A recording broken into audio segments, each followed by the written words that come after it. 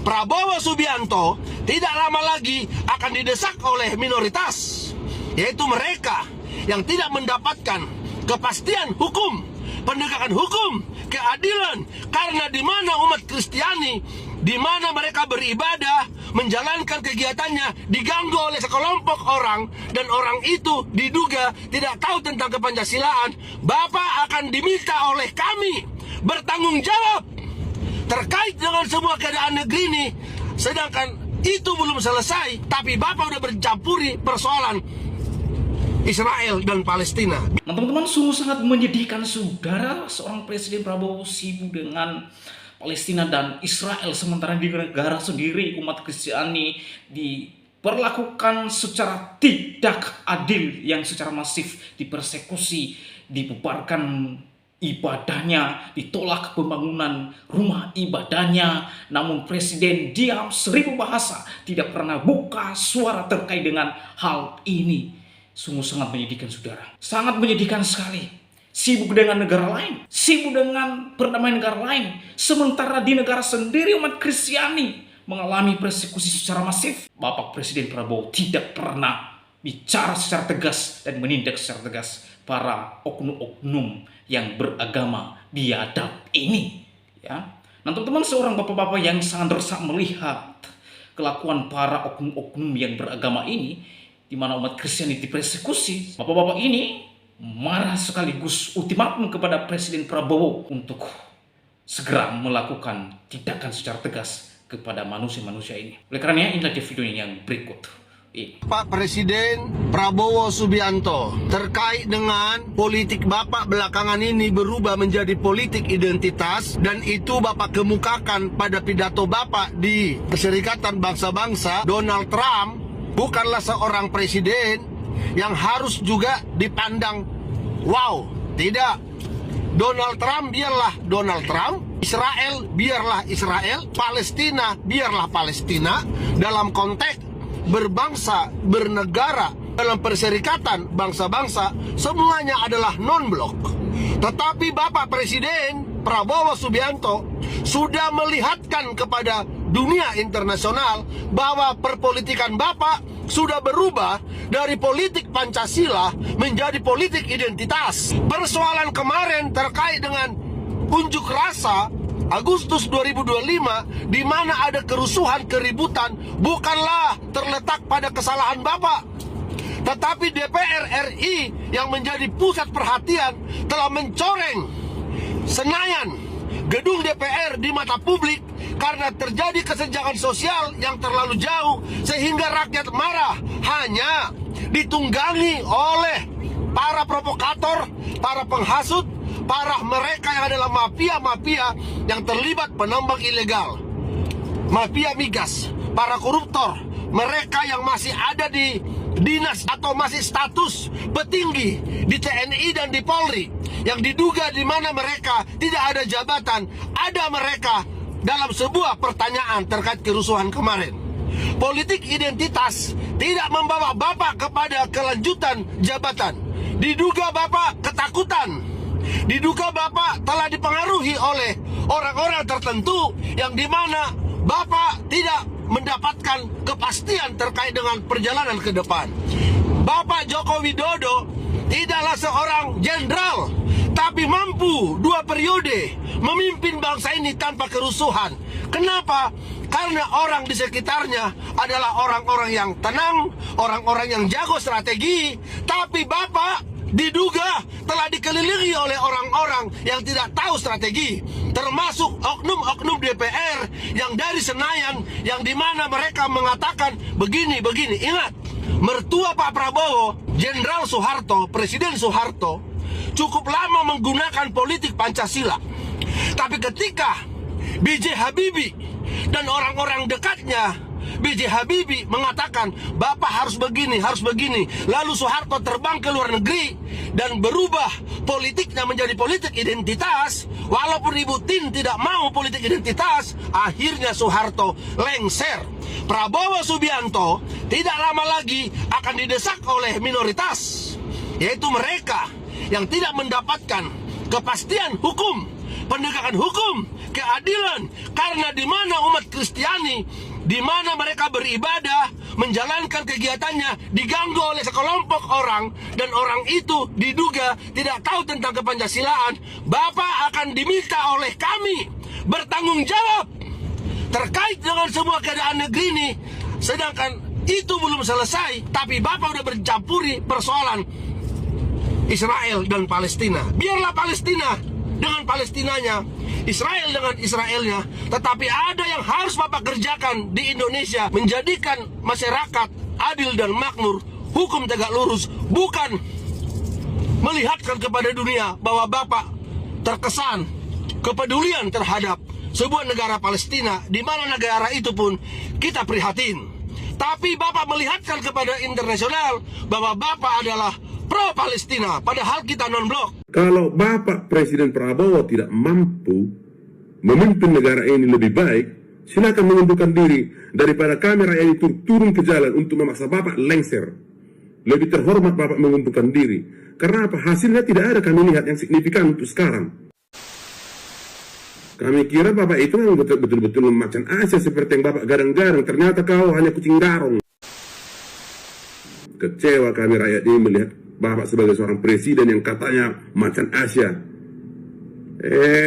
Peliharaanmu pun kucing. Kau lihat orang di Arab sana, peliharaannya apa? Singa, macan. Ada kebijakanmu yang masuk akal, dan tak ada kebijakanmu yang berpihak kepada rakyat. Presiden Republik Indonesia yang digadang-gadang sebagai macan Asia ternyata hanya macan ompong yang memelihara kucing. Segala kebijakan-kebijakan yang dikeluarkan oleh pemerintah kita sekarang ini ternyata tidak berpihak kepada rakyat dan hanya omon-omon. Negara kita negara yang sumber daya alamnya itu sangat luar biasa banyaknya. Mulai dari tambang minyak, emas, nikel, batu bara, gas bumi, dan lain sebagainya, termasuk hasil hutan. Itu kemana hasilnya semua? Dan juga uang-uang hasil sitaan daripada koruptor yang nilainya sampai triliunan, bahkan ribu triliun yang disita dari koruptor, itu di mana semua? Sementara kita rakyat ini dijejali dengan segala tagihan-tagihan pajak, semua dikenai pajak. Apa negara ini harus hidup dari pajak yang rakyat berikan? Ini tidak adil.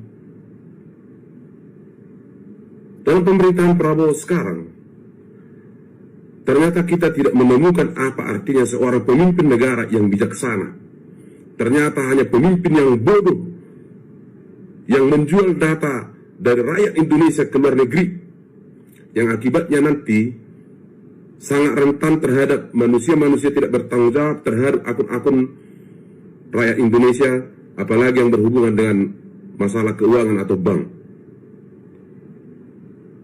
Bisa ditutup orang bank apa kita, rekening kita. Bisa dicuri orang uang kita. Itulah yang paling negatif untuk rakyat kecil. Janganlah dulu tentang masalah-masalah yang lain. Kenapa saya bilang negara kita ini sekarang tidak adil? Sementara sumber daya kita banyak, sumber daya alam kita banyak, hasil tambang kita banyak. Itu uangnya kemana semua? Seharusnya itu sudah bisa menghidupi rakyat Indonesia. Tapi kita harus dibebani lagi dengan pembayaran pajak. Pajak inilah, pajak itulah, pajak inilah. Sementara kehidupan masyarakat sekarang semakin susah.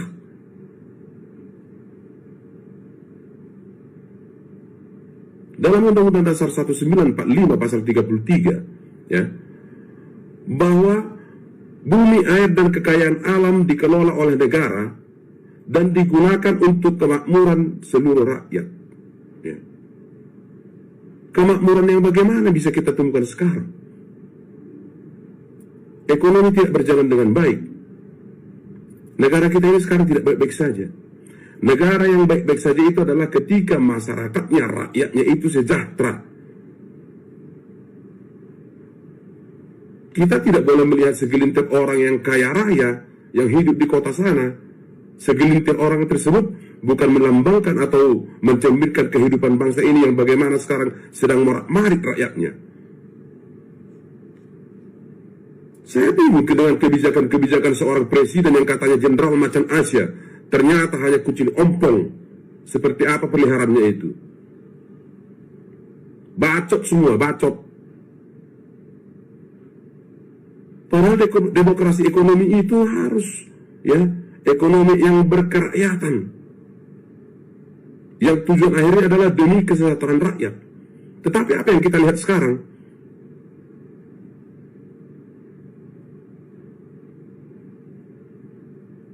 Kita jangan terbuai dengan kata-kata statistik yang dikeluarkan oleh Menteri Keuangan yang ternyata adalah juga manusia bodoh, yang mengatakan bahwa tingkat kesejahteraan dan perekonomian bangsa Indonesia ini naik. Naik kemana? Naik ke bulan. Semua pada ngeluh. Keuangan, pekerjaan yang susah, tapi harus dibebani oleh pajak-pajak. Negara semua mementingkan rakyat, bukan hanya mementingkan pejabat-pejabat dengan segala rencana-rencana yang tak masuk akal, bullshit semua. Masa mau memikirkan rumah untuk anggota DPR lah, memikirkan rumah untuk inilah, menteri lah. Gila negara ini sekarang. Kalau Bapak Presiden Prabowo tidak mampu memimpin negara ini lebih baik, silakan mengundurkan diri daripada kamera ini turun ke jalan untuk memaksa Bapak lengser. Lebih terhormat Bapak mengundurkan diri. Karena apa? Hasilnya tidak ada kami lihat yang signifikan untuk sekarang. Penegakan hukum amburadul, ya, yang Bapak berencana menaikkan gaji hakim lah 250%, kan gila itu namanya. Menaikkan gaji pegawai negeri sipil lah, memberikan tanah untuk ormas-ormas lah. Pakai otak Pak, pakai. Anda itu dipilih, ya, bukan hanya untuk menjadi presiden saja, tapi tugas dan fungsi presiden itu harus sebagai penutup kebijakan-kebijakan, ya, bagaimana negara ini ke depannya, yang terkait dengan kesejahteraan rakyat, yang kemudian Bapak ajukan ke DPR untuk disahkan. Jenderal apaan kau? Kami masyarakat berhak mengkritik ketika presiden itu tidak bisa seperti apa yang rakyat harapkan. Pemberian amnesti lah, pemberian abolisi lah, jelas mereka adalah koruptor, tapi Bapak bebaskan. Kan lucu kau. Kami kira Bapak itu memang betul-betul macan Asia seperti yang Bapak garang-garang. Ternyata kau hanya kucing garong. Apa? Mau Bapak pidanakan saya? Nggak bisa lagi. Sudah ada peraturannya bahwa masyarakat dan rakyat bisa mengkritik presiden dan pejabat lain. Itu bukan penghinaan atau bukan fitnah. Kecewa kami rakyat ini melihat Bapak sebagai seorang presiden yang katanya macan Asia. Peliharaanmu pun kucing. Kau lihat orang di Arab sana, peliharaannya apa? Singa, macan. Ada kebijakanmu yang masuk akal, dan tak ada kebijakanmu yang berpihak kepada rakyat. Makanan gratis. Makanan gratis apa untuk anak sekolah itu? Itu hanya untuk sebagai kamuflase aja itu. Karena memang tidak berbobot memberi makan rakyat. Bukan seperti itu caranya memberi makan rakyat. Bapak memberikan nasi kepada, memang ada baiknya, tapi lebih banyak tidak baiknya. Karena apa? Pengusaha-pengusaha catering itu yang beruntung. Bahkan kadang anak-anak tidak dimakannya nasi itu. Karena apa? Kayak nasi kucing. Yang cocoknya itu dimakan oleh ternak.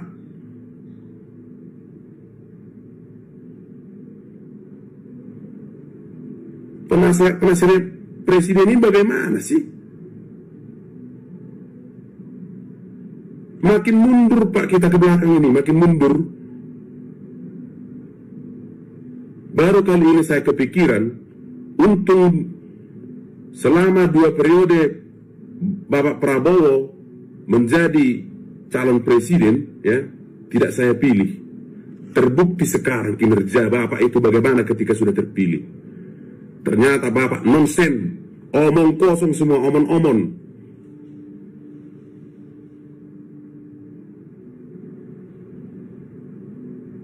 Kalau merasa Bapak tidak sanggup dengan usia yang sudah semakin tua, ya mundur. Jangan paksakan diri, karena terlalu banyak sudah kebijakan-kebijakan Bapak yang tidak pro rakyat, tapi pro pejabat, pro ormas, pro negara lain. Selain ketololan dengan menjual data ke Amerika Serikat, yang lebih tolol dan lebih absurd lagi adalah kebijakan PPATK berhak memblokir rekening di bank yang tidak terpakai selama 3 bulan. Itu pelanggaran hak asasi manusia, bos. Bapak belajar dari mana? Penasihatmu, menterimu dari mana pendidikannya semua? Kok semakin tolol gitu loh. Kemudian masalah tanah. Tanah yang tidak dikelola selama 2 tahun berturut-turut disita oleh negara. Kebijakan macam apa itu? Kok jadi kita mundur ke zaman sebelum kemerdekaan, zaman kolonial, menghilangkan hak rakyat secara semena-mena. Seandainya itu tanah warisan, ya, jadi disita oleh negara karena tidak dipelihara atau dipakai selama 2 tahun. Peraturanmu peraturan goblok semua. Ya suka-suka orang terhadap tanahnya. Mau dibiarkan dulu dipakai sebagai lapangan bola kek, mau dibiarkan dulu untuk penghijauan kek, selama 2 tahun atau beberapa tahun. Tapi negara akan menyitanya kalau tidak dipakai selama 2 tahun. Kan gila. Kalau mengeluarkan kebijakan itu dipikirkan dulu. Jangan seperti PPATK itu. Dikeluarkan kebijakan, kemudian dibatalkan. Tapi sudah ada efek negatifnya kepada orang lain. Bahkan ada orang yang sudah meninggal karena rekeningnya tidak bisa dicairkan. Itu namanya membunuh secara tidak langsung. Jangan karena Bapak Presiden jadi sesuka-sukamu. Dulu kami berharap bahwa sebagai seorang jenderal Bapak itu jiwanya jiwa Indonesia, jiwa seorang pejuang. Ternyata jauh panggang dari api. Sekelompok warga ini menolak kelanjutan pembangunan tempat wisata religi Holy Land di Gondang Rejo, Solo. Nggak ngerti alasannya, sehingga bupatinya pun mengeluarkan SK pemberhentian pembangunan itu karena tidak ingin adanya konflik sosial di masyarakat. Sebenarnya namanya tempat wisata itu pasti sudah terisolir ya. Ada pagar pembatasnya di mana-mana yang mengelilingi seputaran tempat wisata itu. Ada pintu gerbangnya, tempat parkirnya pun pasti di dalam sehingga tidak mengganggu. Kalaupun mereka berdoa atau sesuai atau bersembahyang di tempat itu, pastinya suaranya tidak akan terdengar sampai lingkungan sekitarnya. Dan yang pasti ya, kalau ada tempat wisata yang baru, sebenarnya nih adalah pembukaan lapangan pekerjaan untuk masyarakat di sekitarnya. Bisa jualan makanan, souvenir, bahkan sampai tempat penginapan untuk para pendatang yang ingin berwisata religi di sana. Bener nggak ya? Jadi apa sih yang menurut mereka mengganggu itu? Bismillah, Assalamualaikum warahmatullahi wabarakatuh. Saudaraku umat Islam di Solo Raya, khususnya di Karanganyar, terkhusus lagi di Desa Karangturi, Desa Plesungan, Kecamatan Gondang Rejo, Kabupaten Karanganyar. Terdengar kabar bahwasanya ada luas tanah yang luasnya antara 40 sampai 47 hektar. Di 2 desa tersebut yang saya sebutkan, Karangturi dan Plesungan, yang akan dibangun gereja, wisata religi, miniatur Yerusalem, kemudian sekolah tinggi teologi. Padahal di sana itu 99% mayoritas umat Islam. Dan di sana kemarin sudah ada gelombang aksi massa dari warga masyarakat menolak terkait keberadaan proyek tersebut. Dan kemarin tanggal 2 September Bapak Bupati Karanganyar sudah mengeluarkan SK karena terjadi gelombang protes, akhirnya sementara itu dihentikan pembangunannya. Ini kami mengajak kepada umat Islam dimanapun berada untuk menolak proyek tersebut, karena nanti akan menjadi bencana akidah untuk masa depan umat Islam, anak cucu kita. Silahkan membangun, tapi bangunlah sesuatu yang bermanfaat untuk warga masyarakat. Lah, kalau warga masyarakatnya Islam, kenapa dibangun gereja, sekolah tinggi teologi? Ini sangat bertentangan. Maka ini saudaraku, kami mengajak umat Islam untuk menolak proyek tersebut. Terima kasih. Assalamualaikum warahmatullahi wabarakatuh. Baik teman-teman, ada beberapa poin keberatan yang disampaikan oleh tokoh ormas muslim ini di dalam videonya tadi ya. Yang pertama, dia keberatan karena di wilayah tersebut katanya 99% masyarakatnya itu beragama Islam. Wah, ini alasan udah bawa-bawa ranah agama ya teman-teman. Lalu yang kedua, ini bisa menjadi bencana akidah bagi umat muslim, bahkan bagi anak cucu mereka. Nah, ini lagi sudah masuk ranah sentimen agama teman-teman. Dan yang ketiga, katanya kalau mau membangun, bangunlah sesuatu yang bermanfaat bagi masyarakat katanya. Waduh, maksudnya yang bermanfaat bagaimana? Bangun kafe remang-remang kah? Bangun tempat prostitusi kah? Ya, karena kok kayaknya lebih gampang bangun hal-hal begitu daripada membangun tentang sesuatu yang sifatnya keagamaan seperti ini teman-teman.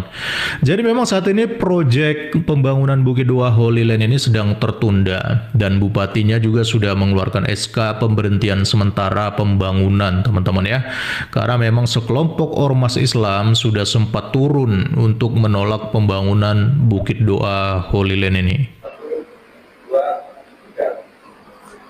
Assalamualaikum warahmatullahi wabarakatuh.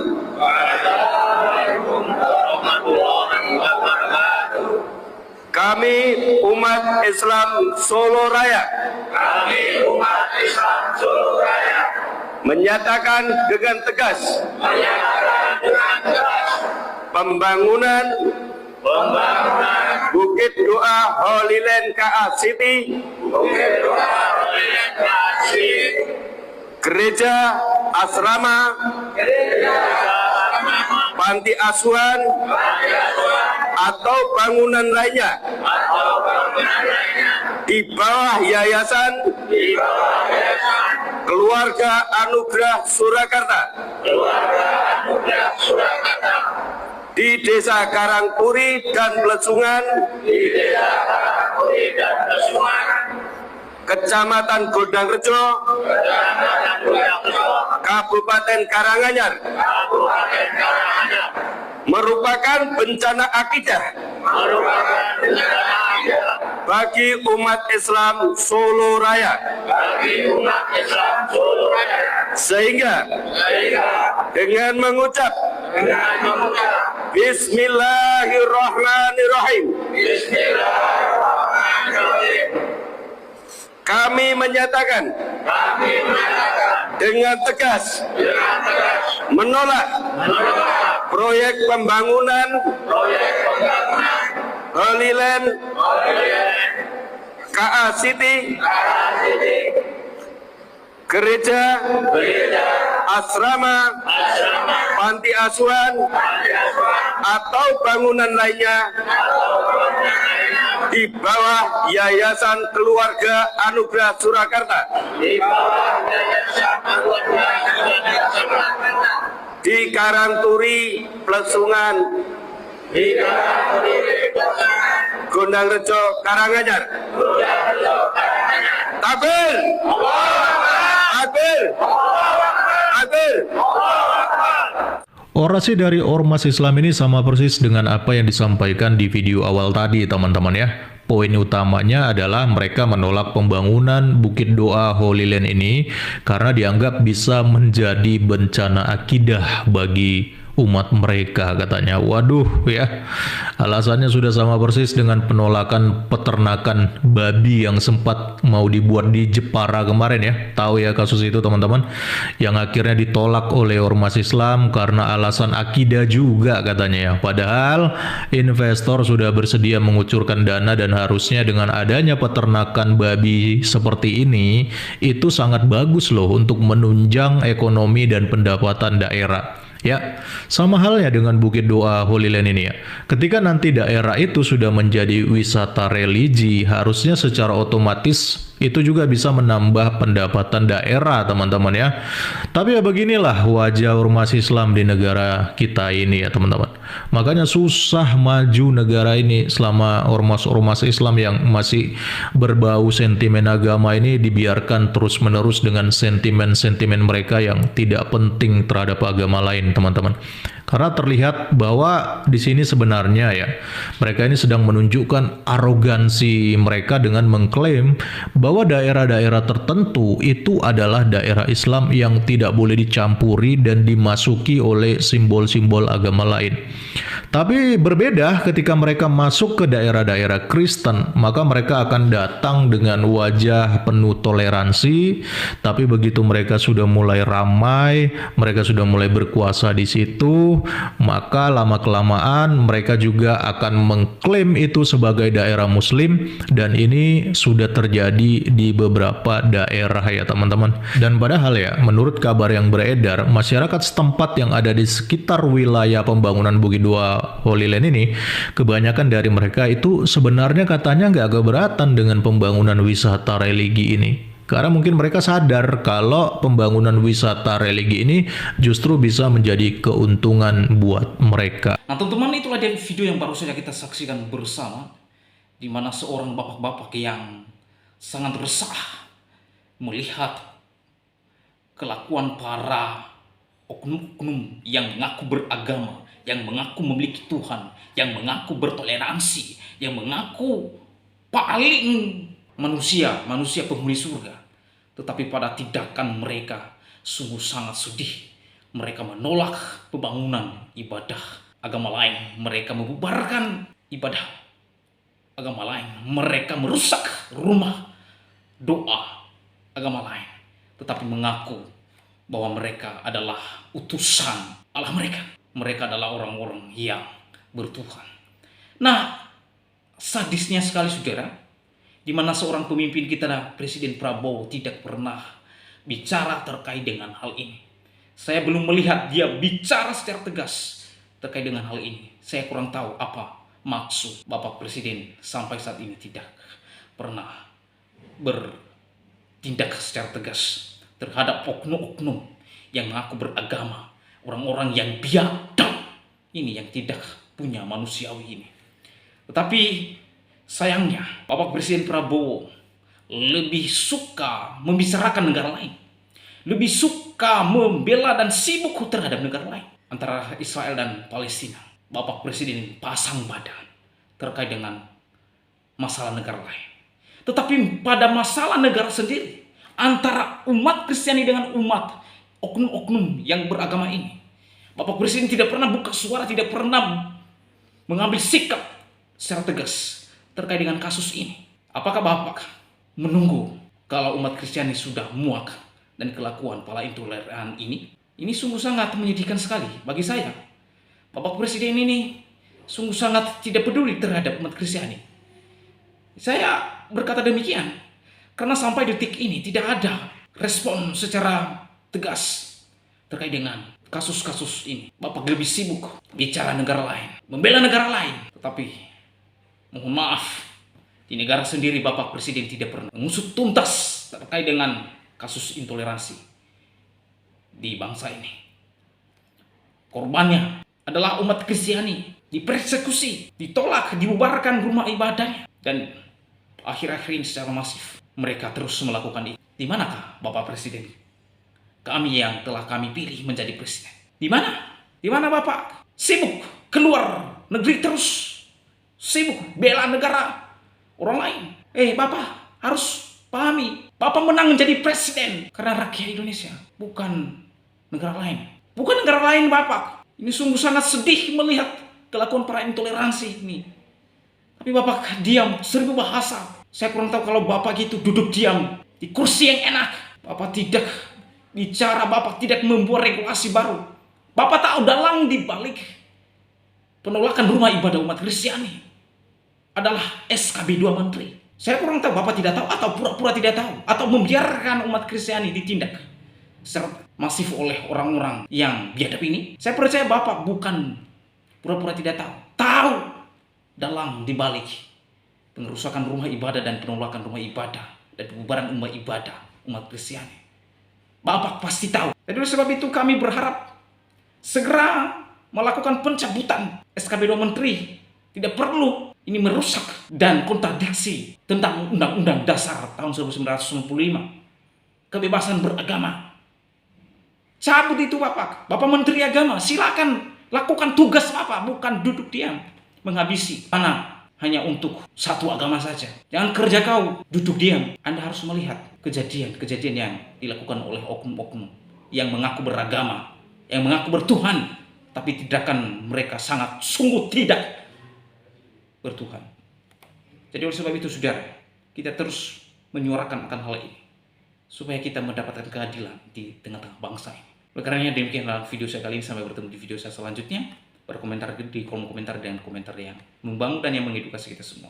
Demikianlah video saya kali ini, sampai bertemu di video saya selanjutnya. Tuhan Yesus memberkati kita semua. Shalom.